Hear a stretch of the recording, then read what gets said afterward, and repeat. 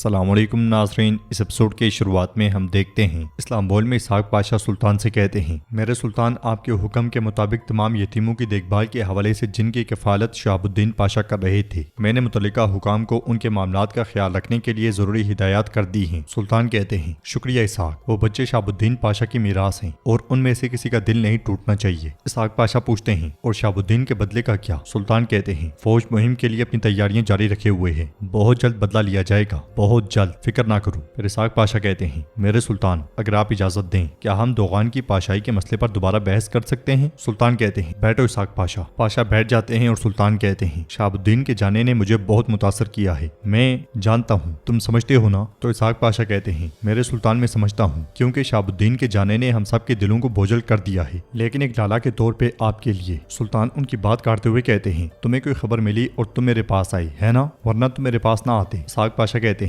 میرے سلطان، ایسا ہی ہے۔ سلطان کھڑے ہو کر کہتے ہیں، پھر تربیت گاہ چلتے ہیں تاکہ انہیں یاد دلائیں کہ آگ دھوئیں اور دیگ مالک کون ہے۔ یہ کہتے ساتھ ہی سلطان اسحاق پاشا کے ساتھ چلے جاتے ہیں۔ ناظرین، اس کے بعد ہمیں سمندر کے بالکل ساتھ سمندریہ قلعہ دکھایا جاتا ہے۔ ہم دیکھتے ہیں کہ حسین کے ساتھ بیٹھا ہوا ولاد کھانا کھا رہا ہے۔ حسین ولاد سے پوچھتا ہے، ہماری آخری ملاقات کو کتنے سال ہو گئے؟ تو ولاد کہتا ہے، 5 سال۔ پچھلی بار تم نے میری مدد کی تھی، تب تم نے میری جان بچائی تھی۔ حسین کہتا ہے، کیا واقعی بچائی تھی یا وہ وفاداری کا امتحان تھا جس سے تم نے مجھے گزارا؟ ولاد کہتا ہے، ہاں بالکل، لیکن تم نے اپنی وفاداری ثابت کی۔ حسین کہتا ہے، ثابت کی تو پھر میرے سوال کا جواب دو۔ پہلے سلطان کا فرمان آیا، مجھے پائے تخت بلایا، پھر اچانک تم ظاہر ہو گئے، یہ پھر کس قسم کی وفاداری کا امتحان ہے ولاد؟ ولاد پوچھتا ہے، کیا محمد نے تمہیں بلایا؟ حسین کہتا ہے، کیا تمہیں خبر نہیں؟ اگر تم واقعی نہیں جانتے تو اس فرمان کے 2 مطلب ہیں، یا تو کسی نے سلطان کو بتا دیا ہے کہ میری وفاداری تمہارے ساتھ ہے اور سلطان میرا سر مانگے گا، یا پھر دوغان کا پاشائی کا شوق اتنا مشہور ہو گیا ہے کہ سمندریہ تک پہنچ گیا، اور جب دوغان پاشا بن جائے گا تو آغا کا عہدہ خالی ہو جائے گا۔ ولاد کہتا ہے، اور آغا کا عہدہ صرف تمہیں زیب دیتا ہے۔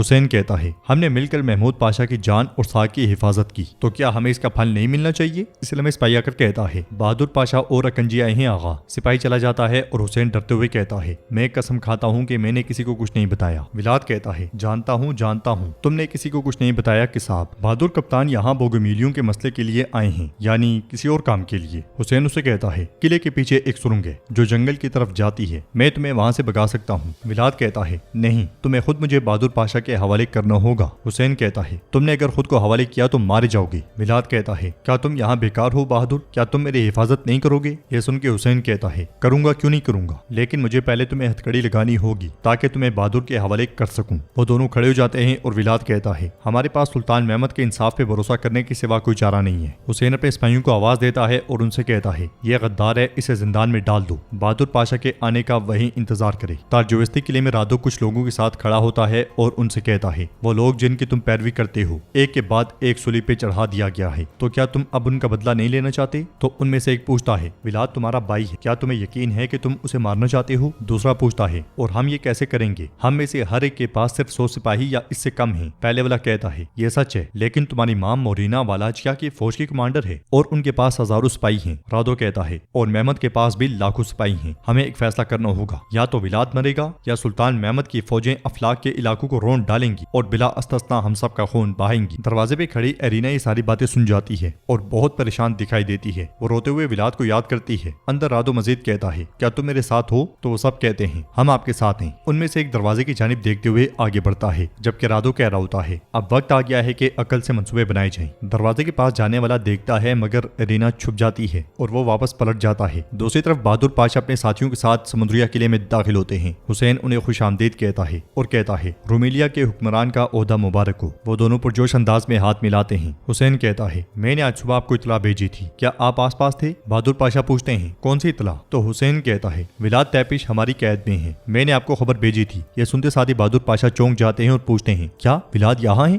حسین ہاں میں سر ہلاتا ہے اور بہادر پاشا کو بہت غصہ آتا ہے۔ اگلے لمحے ولاد کو ہتھکڑیوں میں ان کے سامنے لایا جاتا ہے۔ وہ مسکراتے ہوئے انہیں دیکھ رہا ہوتا ہے اور ان کے قریب آ کر کہتا ہے، میں نے تمہیں بہت یاد کیا بھائی۔ بہادر پاشا کے اشارے پہ اسے گھٹنوں کے بل کر دیا جاتا ہے۔ جانشینی محل میں سرد ایک سپاہی کے ساتھ آگے بڑھتے ہوئے کہتا ہے، سوچتا ہوں کہ نیا آغا کون ہوگا، یقیناً دستے کا ہی کوئی ہونا چاہیے، ورنہ معاملات بگڑ جائیں گے۔ پونس کی مہم میں ہمارے دستے کی کامیابی سب کو معلوم ہے۔ پھر دوسرے آغا کے پاس سے گزرتے ہوئے کہتا ہے، اگر بات اہلیت کی ہو تو ہم سب سے بہتر دستے کا آغا کوئی نہیں۔ ان کے آگے بڑھ جانے کے بعد دوسرے آغا کا ساتھی اس سے کہتا ہے، سرد آغا بھی دستے کی قیادت کے منتظر ہیں، ظاہر ظاہر یہ پونس کی مہم میں ان کے اعتماد کی وجہ سے ہے۔ تو آغا کہتا ہے ہم اس دستے میں ان سے پرانے ہیں، اگر قیادت دستے کے کسی فرد کو دی جانی ہے تو یہ میرا حق ہے۔ اس لیے میں سلطان اوجاک میں داخل ہوتے ہیں اور سپاہیوں سے کہتے ہیں دستے کے تجربے کار آغا دوغان کو پاشا کے عہدے پر ترقی دی گئی ہے، یہ آپ میں سے کچھ کے لیے دکھ کی بات ہوگی اور کچھ کے لیے انتظار کا مقام۔ تو سرد کہتا ہے جو ہمارے سلطان نے چاہا وہی درست ہے۔ دوسرے والا کہتا ہے آپ کا جو بھی ارادہ ہو ہم سب اس کے سامنے سر تسلیم خم کرتے ہیں، آخرکار نیا آغا ہم میں سے ہی منتخب کیا جائے گا میرے سلطان۔ سلطان کہتے ہیں یہ مبارک اوجاک ایک بفرے ہوئے دریا کی طرح ہے، یہ برکت سے مالا مال ہے، اگر اپنے راستے میں بہے تو ریاست کے لیے زندگی کی رگ ہے، لیکن اگر یہ کنارے سے چھلکنے پر بزد ہو تو کیا ہوتا ہے سرد آغا؟ سرد کہتا ہے طوفان بن جاتا ہے میرے سلطان۔ سلطان کہتے ہیں طوفان بن جاتا ہے لیکن میں سلطان ہوں، چاہے طوفان ہو یا آفت میں تمہیں سنبھالتا ہوں اور تمہاری حفاظت کرتا ہوں، کیا یہ سچ ہے؟ سب سر تسلیم خم کرتے ہوئے کہتے ہیں یہ سچ ہے، سچ ہے۔ سلطان کہتے ہیں تو اس لیے ویسے ہی رہو جیسے ہو، اس بفرے ہوئے دریا کے گرد مت گھومو، نہ ہی اس دریا سے ایک بھی قطرہ پانی پیو۔ یہ کہتے ساتھ ہی سلطان واپس پلٹ جاتے ہیں۔ سمندریہ قلعے میں بہادر پاشا ولاد سے کہتے ہیں ہمارے سلطان نے تمہیں زندہ رہنے کا موقع دیا لیکن تم نے بغاوت کی اور زندان سے بھاگ گئے۔ ولاد کہتا ہے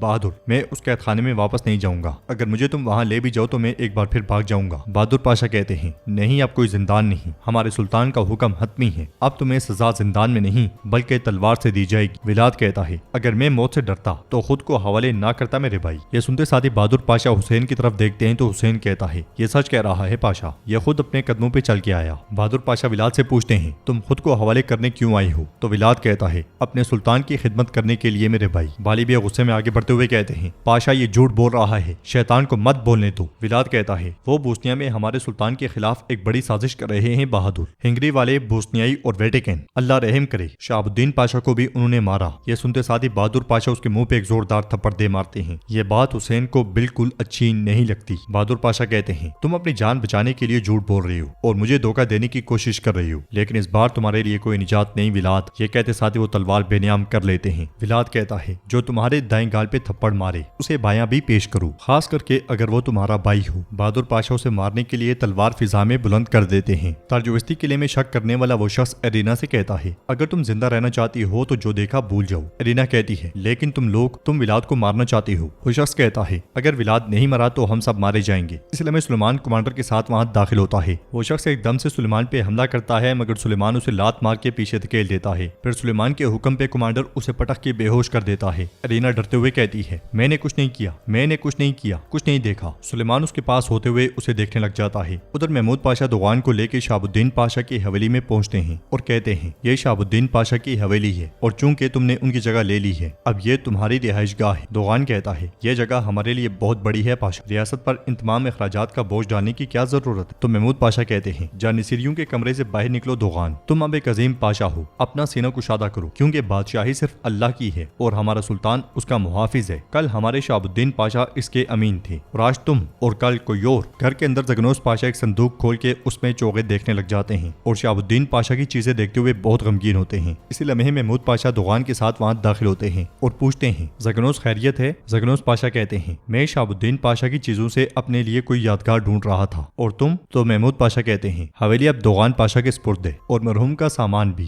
زگنوس پاشا کہتے ہیں ابھی شہاب الدین کا گوشت بھی ہڈیوں سے الگ نہیں ہوا اور تم فوراً اس کے گھر پہ ٹوٹ پڑے ہو۔ مجھے محمود پاشا آپ سے تو یہی امید تھی، لیکن دوغان تم؟ کیا رواج میں 40 دن کا انتظار نہیں ہے؟ تو دوغان کہتا ہے ہم روایات کی پابندی کرتے ہیں پاشا، نہ حویلی نہ ہی کوئی رہائش گاہ ہمارے لیے معنی رکھتی ہے، آپ ہمیں جانتے ہیں۔ زگنوس پاشا کہتے ہیں میں تمہیں نہیں جانتا، میں جس دوغان کو جانتا تھا وہ یہ نہیں ہے، یہ دوغان نہ میرا دوست ہے اور نہ بھائی۔ یہ کہتے ساتھ ہی زگنوس پاشا جانے لگتے ہیں تو محمود پاشا کہتے ہیں ریاست ذاتی جذبات سے نہیں چلائی جاتی زگنوس پاشا کہتے ہیں ہم تم سے پہلے بھی ریاست چلا رہے تھے، پھر یہ کہ جہاں تم کھڑے تھے ہم رواج کے لیے نہ کسی انسان کو کچلتے تھے اور نہ ہی انسان کے لیے رواج کو۔ محمود پاشا کہتے ہیں اگر تم صحیح جگہ کھڑے ہوتے جہاں میں کھڑا ہوں تو آج میں یہاں نہ ہوتا۔ تم رواج کے لیے کسی آدمی کو نہیں کچلتے لیکن میں کچلتا ہوں اور آگے بڑھ جاتا ہوں، تو تم بھی روایات کی پابندی کرو تاکہ ہمیں تمہاری جگہ لینے کے لیے بھی وزیر تلاش نہ کرنا پڑے۔ زگنوس پاشا کہتے ہیں یہ گھر پاک لیکن اب یہ آلودہ ہو چکا ہے۔ یہ کہتے ساتھ ہی زگنوس پاشا چلے جاتے ہیں۔ دوغان بھی کافی پریشان کھڑا رہتا ہے۔ تو ناظرین اس کے ساتھ یہ ایپیسوڈ بھی اختتام پذیر ہوتی ہے۔ ویڈیو پسند آئے تو لائک کر دیں، شیئر کر دیں، سبسکرائب نہیں کیا ہوا تو سبسکرائب کرنے کے ساتھ ساتھ گھنٹی والے آئیکن کو دبانا مت بھولیں۔ ملتے ہیں انشاءاللہ نیکسٹ ویڈیو میں، تب تک کے لیے رکھیں اپنا اور اپنوں کا بہت زیادہ خیال۔ اللہ نگہبان۔